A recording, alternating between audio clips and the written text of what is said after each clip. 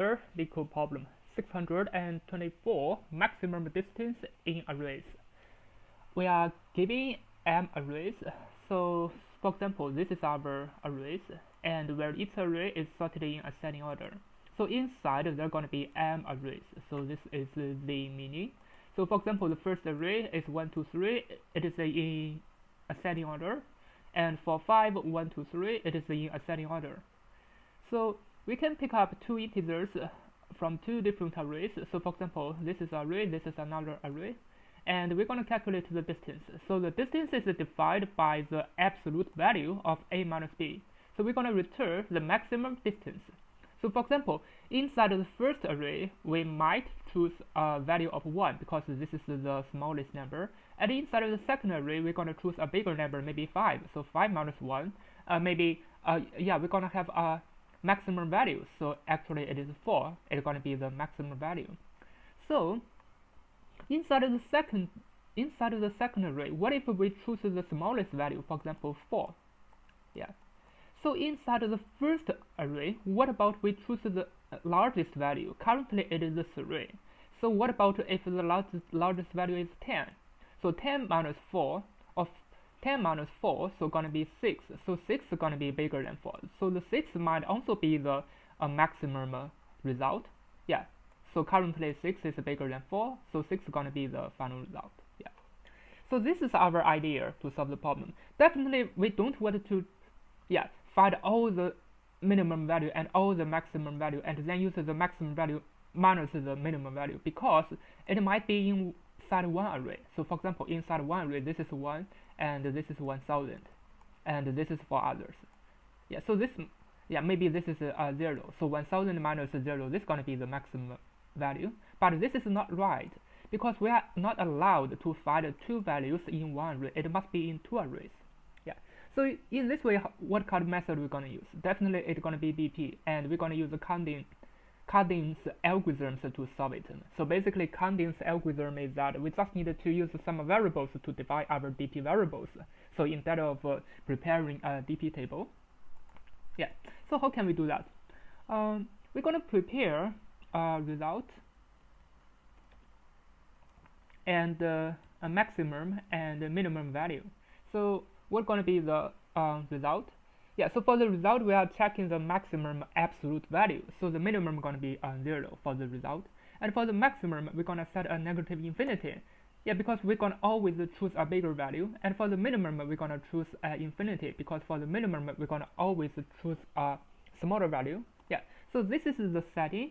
Now what are we going to do? We just need to loop through the arrays. So for array A inside arrays, we're gonna update the final result first.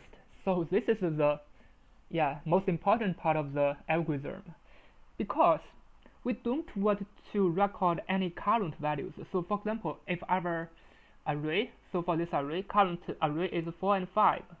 So what are we gonna do? While I loop through this array, I don't need to calculate it yet, but I need to get my final result. So previously I'm gonna have a record of the maximum value and the minimum value. So this means I can use this 4 and 5 to calculate directly for my result. After that, I'm gonna update my maximum value and minimum value, and in this way we're gonna always keep it exactly like the speaking, exactly like the description. If we are looping through this array, we're gonna get the result first. Our result is dependent on all previous values, and then we're gonna update the minimum and maximum. So in this way, we are not calculating the minimum value and maximum value in one array. Definitely, it's gonna be in two arrays.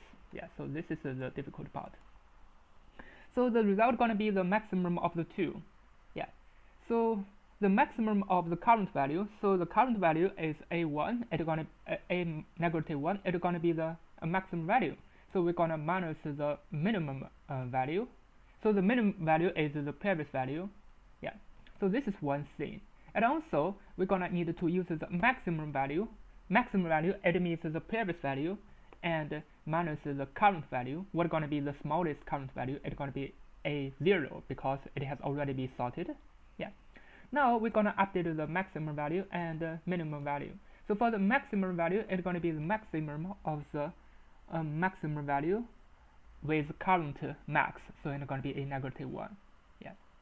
And for the minimum value, it's gonna be the minimum of mean with the current minimum value. It's gonna be a 0. So after that, we're gonna update. We're gonna return the final result. Yeah. Now let me just run it. As you can see, it works, and it's pretty simple. You know, it's just like 5 lines of code, and we're gonna solve the problem because this is a kadane's algorithm, and I gonna call it kadane DP because basically this is a DP algorithm. Now let me just submit it to check if it works. I did some mistake. Let me think about it. So this is sorted.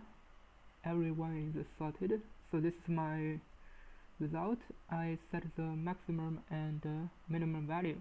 Yeah, let me just use this example to print out some values of the result with maximum and minimum value.